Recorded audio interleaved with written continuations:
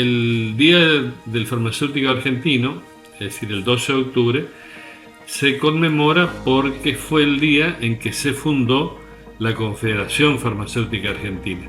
Entonces ahí se estipuló el Día del Farmacéutico Argentino.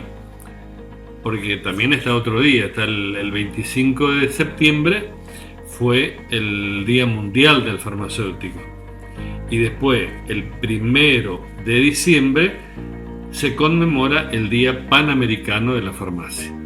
El primer farmacéutico que vino a Tres Isletas fue don Arturo Grisetti, era un farmacéutico de Buenos Aires, y el primer empleado que tuvo don Arturo fue mi papá. Porque don Arturo Grisetti era muy amigo con mi abuelo y le preguntó si tenía algún hijo que quisiera trabajar con él. Y bueno, mi papá comenzó a trabajar con don Arturo Grisetti y siguió trabajando hasta que don Arturo murió, porque era la mano derecha de don Arturo. Y después, bueno, don Arturo era un hombre soltero, el único familiar que tenía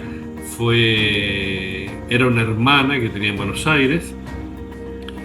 Le dejó la casa de la hermana donde estaba la farmacia, donde después siguió a Farmacia La Primera, y repartió la farmacia entre los empleados. Le dio el 50% a mi papá, el otro 50% lo repartió entre otros empleados. Entonces mi papá sacó su 50% y puso su farmacia.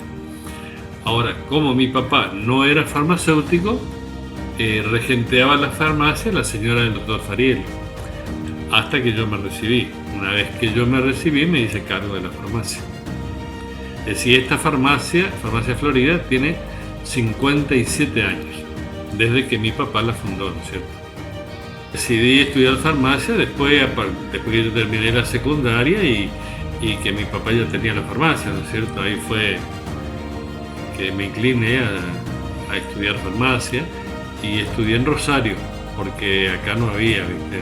Ni en Corrientes ni en Salteña no había carrera de farmacia en la facultad.